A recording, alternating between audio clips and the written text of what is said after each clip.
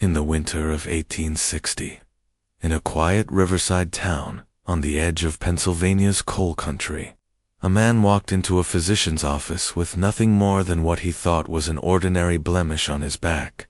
Within an hour, the physician's hands would tremble, a veteran nurse would let out a piercing cry, and a secret that had been buried since the Battle of Antietam would begin to claw its way into the light. And here is the most unsettling truth. For nearly 4 decades, this man's own body had been protecting him from something that should have killed him. It began with Jonathan Marks, known to neighbors as a stoic former soldier, a man who rarely complained, even when pain gnawed at him. He lived in a weather-worn farmhouse with his wife Eleanor Marks, a former field nurse, who had worked under canvas tents thick with the smell of ether and blood. They had built their life after the war, like so many others, quietly, modestly, never speaking of the horrors they had seen. But even as the years passed, Eleanor could not help but notice the blemish between her husband's shoulder blades. "A mark from the sun," he would mutter, waving her concern away, as though batting away a fly.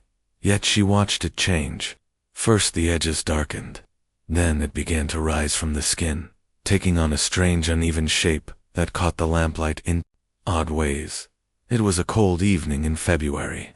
Snow hissed against the windows of their farmhouse, and Jonathan had just returned from tending the animals when Eleanor gasped while helping him out of his heavy coat. "Jonathan, what is this?" she whispered, fingers hovering over the spot on his back. "It's nothing, Nell," he said, with that familiar edge of irritation, though his eyes softened. "It's been with me since the war." But Eleanor was not convinced. She had seen too many men come into her triage tent in 1863, with wounds that festered silently until it was too late. She saw something in that mark that made her blood run cold, something pulsing faintly under the skin, something that did not belong. 2 nights later, Jonathan woke with a start, sweat beading on his forehead despite the chill. "It burns," he muttered into the darkness, twisting to reach the spot. Eleanor lit the oil lamp, the warm glow spilling across his weathered shoulders. Under her careful gaze, the blemish no longer looked like flesh at all, its edges jagged like the legs of some strange insect, the center raised into a hard dome. Eleanor's hand trembled. "This is not a mole, Jonathan." "I told you," he grunted. "I took a shot in the back at Antietam. A graze, they said. Maybe something's been there all along." Her heart lurched. She had seen mini balls shatter bones, seen fragments lodge deep in muscle, seen infections rage decades later. But this was different. The next morning, she sent a neighbor boy riding to fetch Dr. Silas Thornton, the town's aging physician. His practice smelled of carbolic and old wood. A single iron stove glowing in the corner. He squinted at Jonathan's back through Pants Naz glasses, his fingers tracing the uneven rise beneath the skin. "Mrs. Marks," he said gravely, "this is beyond my scope.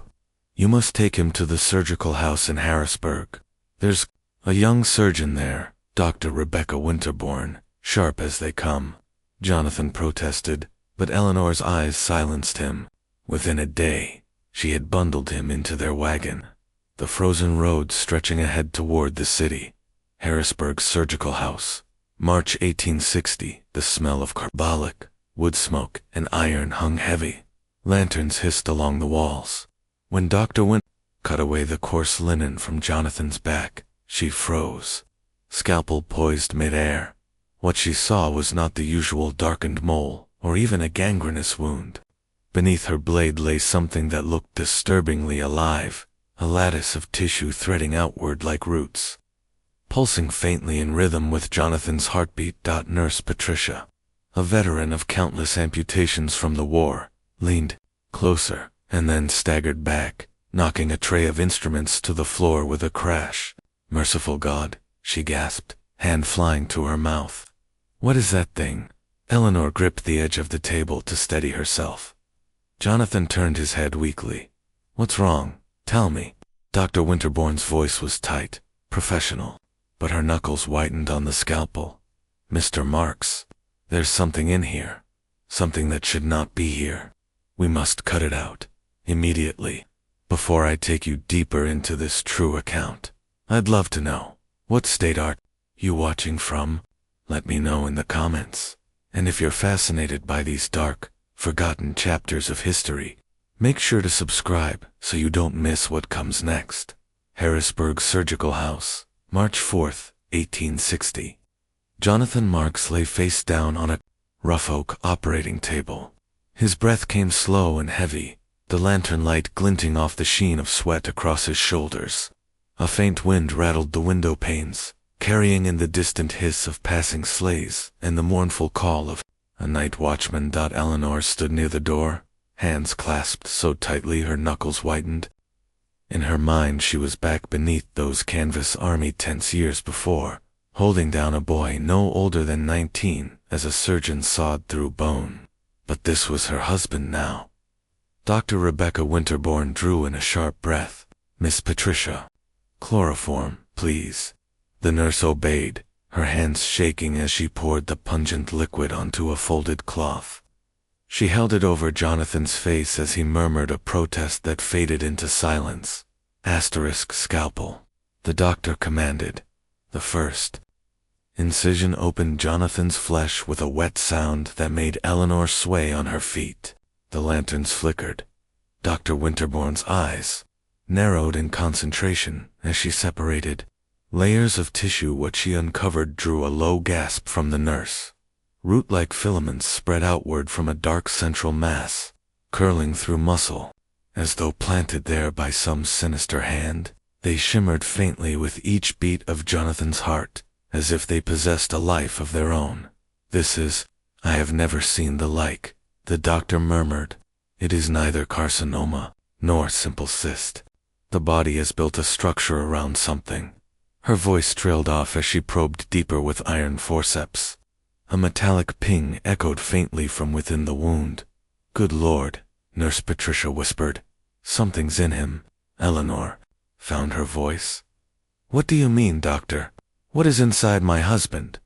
Dr. Winterbourne's brow furrowed. "Something hard, foreign, like shrapnel." The word struck Eleanor like a blow. Shrapnel. The battlefield. That day at Antietam. Jonathan had never spoken of his wounds in detail, but now, the truth might be lying embedded in his very flesh. "Retractor," the doctor said, her tone sharpening. Patricia passed her the instrument, but her hands were trembling. As the wound was widened, the lamplight caught on something deep within, a dull, gray gleam, curved, jagged. "It appears to be a bullet fragment," Dr. Winterbourne whispered. Eleanor's knees weakened. She gripped the doorframe to keep from falling. "Careful," the doctor said, sliding the forceps in deeper, clamping around the object. The sound of metal against metal echoed softly in the surgical house. With a slow, deliberate motion, she began to draw it out. The fragment came, free with a sickening wetness. It was blackened with age, irregular in shape, the jagged core of some forgotten round fired decades before, and then the wound pulsed. Before their horrified eyes, the strange lattice of tissue that had grown around the fragment began to shiver and collapse, folding in on itself like dying vines. Patricia dropped her tray of instruments, the clang ricocheting off the stone walls. She staggered back and let out a scream, a raw, unrestrained cry that cut through the night outside. Eleanor rushed forward. "What is happening?" The doctor's eyes were wide now, the professional calm shaken. "It is reacting. This tissue has been alive, madam. Not merely scar, but something your husband's body created. And now that the fragment is gone, the lattice shriveled further, revealing channels of tissue that seemed to have fed from the object itself, like roots drawing sustenance from poisoned soil. The fragment was placed in a small iron dish. Its corroded edges glistened wetly under the lantern light. "Keep that sealed," Dr. Winterbourne ordered. She turned back to Eleanor, her voice low and grave. "Mrs. Marks, I do not yet understand how your husband has lived with this, but I suspect his body built this structure to protect him from whatever poison that lead was carrying. We have cut it away. Now we pray the shock does not overwhelm him." Eleanor's breath came fast. Memories surged, the rows of dying soldiers, the whispered prayers in field tents, the horrors she had buried for years. She looked at Jonathan's pale face, his chest rising and falling shallowly under the chloroform spell. Protect him, she thought fiercely. Protect him now. Hours passed. The doctor stitched the wound with methodical care, but every so often, her eyes darted back to that fragment lying in its dish, as if expecting it to move. By the time the last suture was tied, dawn's first gray light was creeping through the frosted window. "He will wake soon." Eleanor sat by her husband's side softly, brushing damp hair. "But Mrs. Marks," from his brow, "there is something you must tell me." Eleanor looked up, exhausted. "What is it? You said he was struck in the war. Do you know the circumstances? Was there ever mention of lead sickness?" Or Eleanor's lips pressed together. Shadows of memory flickered in her eyes. I only know he came home from Antietam with a wound he refused to speak of, and I know the haunted look of a man who has carried more than lead in his back all these years. What do you think was hidden inside Jonathan's back all those years? Share your theory in the comments. I read every one. And if you're gripped by these untold stories, subscribe now so you never miss a chapter. Eleanor stayed in the small hospital chamber long after Dr. Winterbourne departed. The fragment sat in its dish on the far table, lantern light catching on its jagged angles. It seemed almost to hum with some dark memory. She thought of the nights Jonathan woke in terror, muttering names she did not know. She thought of the way he winced when he lifted his grandchildren, the way he always sat with his back to the wall in any public house. What had he done in those fields? What had that fragment seen before it buried itself in his flesh? She looked down at him now, bandaged and still, and whispered, "You are not done with this world, Jonathan. I will see to that." Harrisburg Surgical House, night of March 4th, 1860. The gas lamps flickered low as midnight crept over the sleeping city. Outside, the Susquehanna moved dark and slow beneath sheets of ice, carrying the faint creak of timber barges. Inside the narrow hospital chamber, Jonathan Marks stirred, his breathing rasped uneven, his face pale beneath the coarse blanket. Eleanor dozed in a wooden chair, head tilted, a shawl clutched around her shoulders. The iron dish holding the fragment sat, sealed beneath a bell jar on the table. Even in the dim light, the blackened curve of lead seemed to brood, as though it carried a history no living soul should know. Jonathan's eyelids fluttered. His hand twitched against the blanket. A faint sound escaped his lips, not words, at first, just a broken murmur. Eleanor jerked awake. "Jonathan, you're awake." His eyes opened slowly, clouded with pain but aware. "Nell," his voice was hoarse. The barn. I hear them again." She leaned close, brushing damp hair from his forehead. "Hush, you are safe. You are in Harrisburg. You've been operated on." His eyes darted, wild. "No, not Harrisburg. The cornfield. The smoke." His voice broke into a choked whisper. "They were just boys." Eleanor froze. For years he had refused to speak of Antietam. Now, feverish and half in dreams, the truth began to spill like blood from an old wound. The memory of 1862. Jonathan's words came in halting fragments. Eleanor listened, her own memories rising like ghosts. "The lieutenant said we were to clear the barn, said rebels were inside, but when we opened the door, only children, Nell, children hiding with their mothers." His hand tightened on hers. "Heresy lost his mind, ordered us to fire. I couldn't. I struck his rifle aside. We struggled. There was a shot, God help, I felt it in my back." Jonathan's breathing quickened. They hushed. It said, "I was wounded by enemy fire.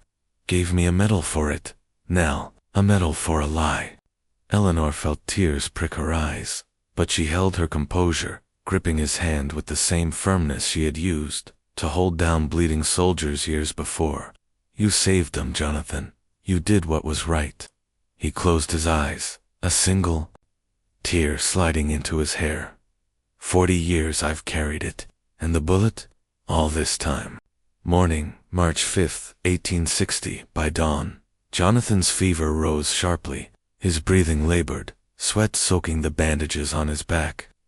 Eleanor, alarmed, summoned Nurse Patricia. When the dressing was peeled away, a chill swept through the room. The sutures were intact, but the skin around them had taken on a dreadful marbling, streaks of deep crimson and ghastly pale patches, as though life and death were vying beneath the surface. Patricia swallowed hard. "I've seen infection, ma'am, but not like this." Within an hour, Dr. Winterbourne arrived, her face drawn with fatigue. She examined the wound by lamplight, pressing gently along the edges. Jonathan groaned, his breath hitching. "This is no ordinary inflammation," the doctor muttered. "It is spreading along the planes where that strange tissue once grew." "Is he?" Eleanor began, but could not finish. Dr. Winterbourne's eyes met hers. "I fear if we do not act swiftly, we may lose him." Jonathan was prepared for a second procedure before the hour was out. Chloroform dulled his senses as they opened the wound once more. Eleanor stood near the wall, her nails digging into her palms as she watched. The doctor's voice was clipped, focused. "See here the remnants of that lattice. Necrotic, yet alive in some manner. Patricia, more carbolic solution." As they worked, Jonathan's body shuddered. The surgeon's brow furrowed. "His pulse is weak. Keep him under." Eleanor whispered a silent prayer she had not uttered since the war. "God, take my life, but spare his." The secret drawer when night fell again. Jonathan lay sedated in the surgical chamber, the sound of rain tapping at the windows. Eleanor sat alone in the corridor outside, head bowed, her hands raw from worry. Tommy Williams, Jonathan's old comrade, who lived 2 towns over, arrived with his hat dripping wet. Having received Eleanor's urgent telegram, his face was older than she remembered, but his eyes carried the same haunted look she'd seen in Jonathan. "I came as soon as I could," Tommy said, his voice low. Patty's note said it was grave. Eleanor nodded, too weary for pleasantries. "He spoke last night. About Antietam. About Harris." Tommy's jaw tightened. "Then he told you the truth. We swore we'd never speak of it. But secrets like that, they rot a man from the inside." Eleanor looked away, eyes burning. "He carried more than that bullet, didn't he?" Tommy sank into a chair beside her. "Yes, ma'am, but maybe, now, he can set it down." Jonathan's workbench 2 days later. As Jonathan drifted between life and death, Eleanor remembered his fevered words. "There's a metal box, my workbench. Your birthday is the key," when she returned home to fetch fresh clothes. She entered Jonathan's small workshop at the back of the farmhouse. Dust motes swirled in the late afternoon light. The bench stood just as he'd left it, tools arranged with military precision. A faint smell of linseed and iron filings in the air. Beneath the bench, her fingers found a small safe bolted to the frame. She turned the dial to her own birthday. The latch clicked open. Inside lay a Purple Heart still in its velvet case, tarnished dog tags, and a letter written in Jonathan's precise hand. Dated the spring of 1840-something. "My dearest Nell, if you ever read this, it means I could not find the courage to tell you in person." Eleanor read every word, tears blurring the ink. Learning how her husband had carried not just metal in his flesh, but the memory of that barn, those children, and the orders he had defied. She pressed the letter to her chest. Oh, Jonathan, all these years, back in Harrisburg when she returned to the surgical house. Jonathan still lay unconscious. Dr. Winterbourne approached with tired eyes. "We've managed to contain the spread," she said softly. "But it is a mystery. The tissue we removed is unlike anything I have studied. I intend to send it to the medical college in Philadelphia. Eleanor nodded numbly. Do what you must. The doctor hesitated. There is something remarkable. Here, his body built a defense. A living fortress around that fragment. Removing it upset a balance that had held for decades. Eleanor looked down at Jonathan, his chest rising faintly. He has always been a fortress, she whispered, even when I wished he wouldn't be. That night, she sat by his bed as the rain pattered against the windows. The lantern burned low, shadows moving across the walls like restless ghosts. She took his hand, rough and calloused, and whispered, "You are not alone in your secrets. Jonathan, I have my own, from the hospitals in '63. But when you wake, we will share them. No more hiding. Not from each other." Jonathan's fingers twitched faintly in hers. Eleanor smiled through her tears, the first sign of hope breaking through the dread. Harrisburg Surgical House, March 7, 1860. The storm that had lashed the city through the night finally broke, leaving the streets wet and glistening beneath a pale morning sun. Inside the recovery chamber, Jonathan Marks lay motionless, his breath shallow but steady. The bandages on his back were clean for the first time in days. The nurses moved quietly, speaking in low tones, as though loud words might disturb some delicate balance. Eleanor sat by his side, holding the letters she had found in his workshop folded neatly in her hands. Every line of Jonathan's confession haunted Hertha Barn, the lieutenant's madness, the gunshot, the silent pact with his comrades. She glanced at him, the man who had built her a porch with his own hands, who laughed softly when their first son took his first steps, had been carrying more than just a wound.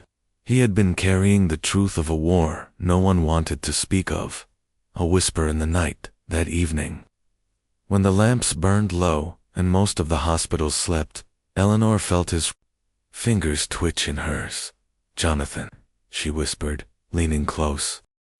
His eyes fluttered open, pale blue beneath heavy lids. His voice was dry, little more than breath. "You found it, didn't you?"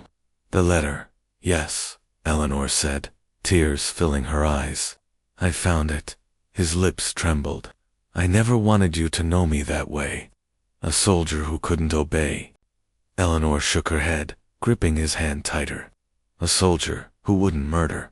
That's what you are. That's what you've always been."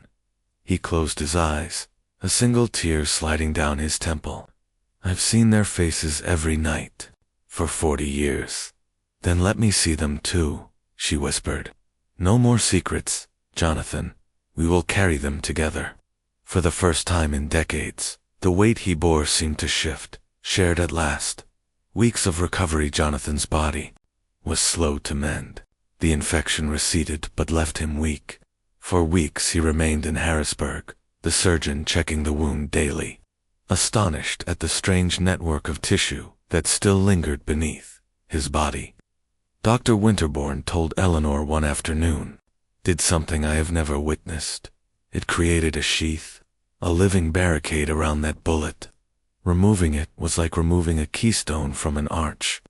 Eleanor looked down at Jonathan as he dozed in the cot, the spring sun slanting through the shutters.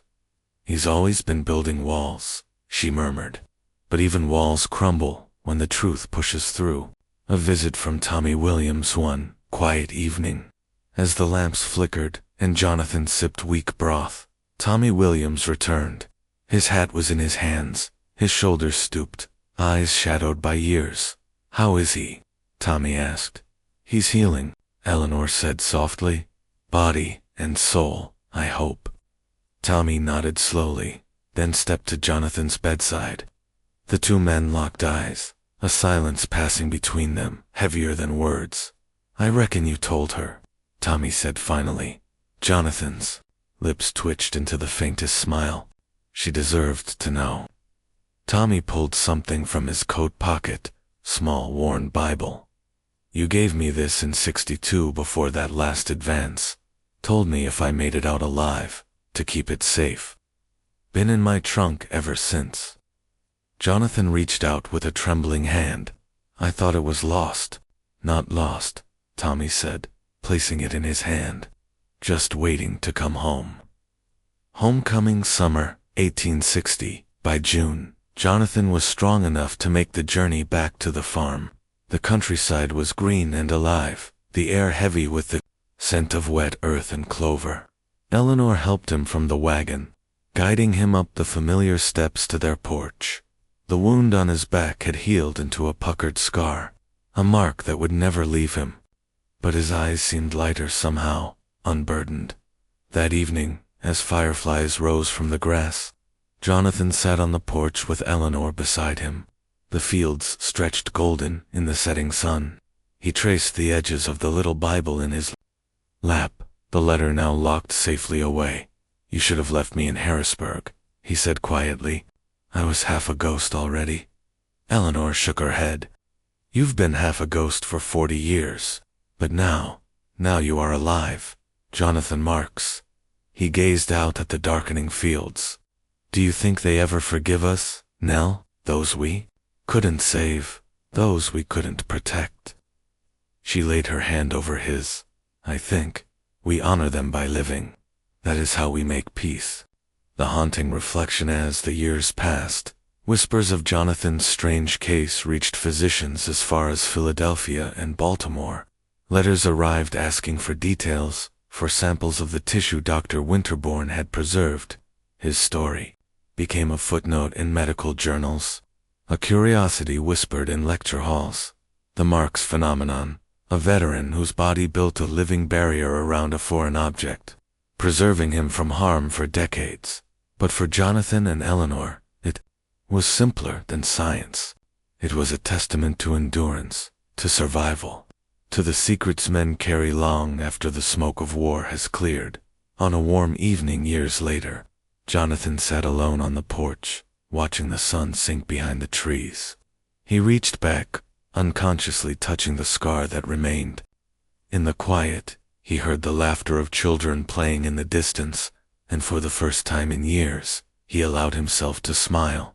Eleanor joined him, sitting silently. They did not need words. The fields swayed in the wind, the cicadas sang their endless hymn, and the weight of 40 years settled into something lighter, something shared. Some wounds are visible, others hide deep within flesh and memory, waiting decades to be revealed. In 1860, what the surgeon cut from Jonathan Marks's back was more than metal. It was the proof of a truth he had carried since the Civil War, and as his wife once said, "The way we honor those we could not save is simply to live on, so that next time you see a scar, ask yourself, what secret might lie beneath it?" If this true story left you thinking, tell me in the comments what you believe his body was protecting him from all those years. And if you want more dark, forgotten chapters of history, make sure you subscribe. There are many more secrets waiting to be uncovered.